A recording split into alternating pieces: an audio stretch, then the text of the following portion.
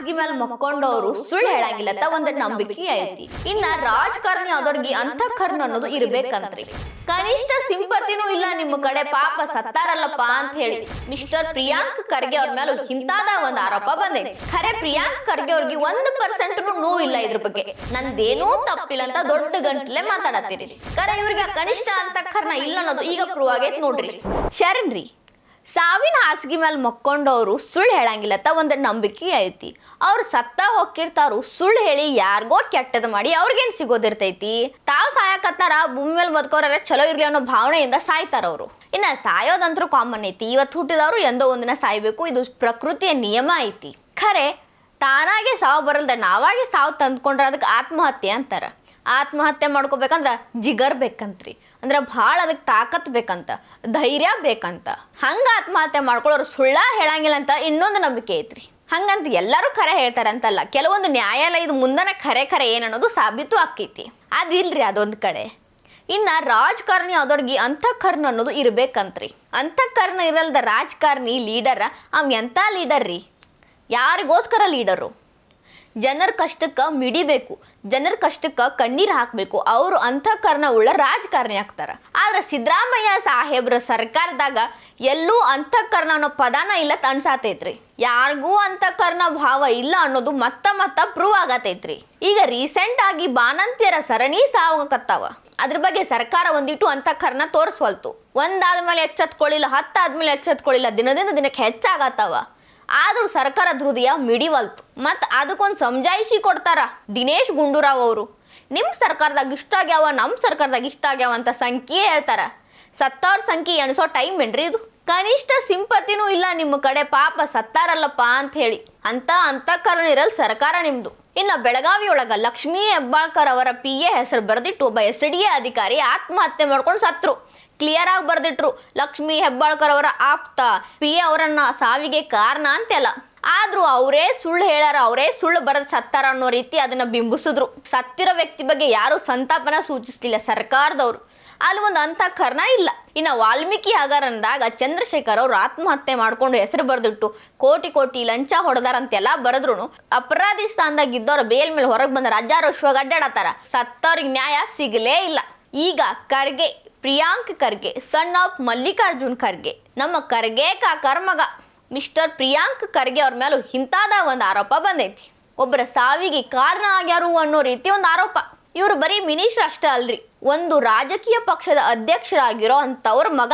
ಹಂಗಾಗಿ ಇವ್ರ ಮೇಲೆ ಜವಾಬ್ದಾರಿ, ನಿರೀಕ್ಷೆಗಳು, ಇವ್ರಿಗೆ ಅಂತಃಕರಣ ಭಾಳ ಇರಬೇಕು ಅನ್ನೋವಂಥ ನಿರೀಕ್ಷೆಗಳು ಮಂದಿಗೆ ಭಾಳ ಅದಾವ. ಕರೆ ಇವ್ರಿಗೆ ಕನಿಷ್ಠ ಅಂತಃಕರಣ ಇಲ್ಲ ಅನ್ನೋದು ಈಗ ಪ್ರೂವ್ ಆಗೈತೆ ನೋಡ್ರಿ. ಗುತ್ತಿಗೆದಾರ ಸಚಿನ್ ಪಂಚಾಳ್ ಅನ್ನೋರು ಡೆತ್ ನೋಡ್ ಬರ್ದಿಟ್ಟು ಆತ್ಮಹತ್ಯೆ ಮಾಡ್ಕೊಂಡಾರ. ಪ್ರಿಯಾಂಕ್ ಖರ್ಗೆ ಅವರ ಆಪ್ತ ನನ್ನ ಸಾವಿಗೆ ಕಾರಣ ಅಂತ ಬರ್ದಾರ. ಹಿಂಗ ಇನ್ನೂ ಒಂದು 9 ಮಂದಿ ಹೆಸರು ಬರ್ದಾರ. ಖರೆ ಪ್ರಿಯಾಂಕ್ ಖರ್ಗೆ ಅವ್ರಿಗೆ 1% ನೋವು ಇಲ್ಲ ಇದ್ರ ಬಗ್ಗೆ. ಅವ ಭ್ರಷ್ಟಾಚಾರ ಮಾಡಿ ಸತ್ತಾನ, ವೈಯಕ್ತಿಕ ಕಾರಣದಿಂದ ಸತ್ತಾನಂತ ಉಡಾಫೆ ಉತ್ತರ ಕೊಡಾಕತ್ತಾರ. ಅಲ್ರಿ ಸತ್ತಾರ, ಸತ್ತ ಮೇಲಾರೆ ಒಂದಿಟ್ಟು ಸಂತಾಪ ಸೂಚಿಸ್ರಿ. ನಿಮಗೆ ಮನಸ್ನಾಗ ಇರ್ಲಿಕ್ಕಂದ್ರೂ ಬಾಯಿಲಾರೆ ಹೇಳಬೇಕಲ್ರಿ, ಅಲ್ಲಪ್ಪ ಸತ್ತಾನ ಪಾಪ ಅಂತ ಹೇಳಿ. ಅದನ್ನು ಬಿಟ್ಟ ನೀವು ಸತ್ತ ಮೇಲೂ ಅವನ ಮೇಲೆ ಆರೋಪ ಮಾಡಕತ್ತೀರಿ. ಕನಿಷ್ಠ ಸಂತಾಪನೂ ನಿಮ್ಮ ಮನಸ್ಸೊಳಗಿಲ್ಲ, ನಿಮ್ಮ ಬಾಯಿ ಒಳಗಿಲ್ಲ, ನಿಮ್ಮ ನಡವಳಿಕೆ ಒಳಗ ಇಲ್ಲ. ಇನ್ನು ಯಾರೋ ಒಬ್ಬ ಜನನಾಯಕನ ಆಪ್ತರು ತಪ್ಪು ಮಾಡ್ಯಾರಂತಂದ್ರೆ ಅವ್ರ ಮೇಲೆ ಮೊದಲಿಗೆ ಆ್ಯಕ್ಷನ್ ತಗೋಬೇಕು. ಆ್ಯಕ್ಷನ್ ತಗೊಂಡು ಇವ್ರನ್ನ ಬಂಧಿಸಿ ಶಿಕ್ಷೆ ಕೊಡಬೇಕು.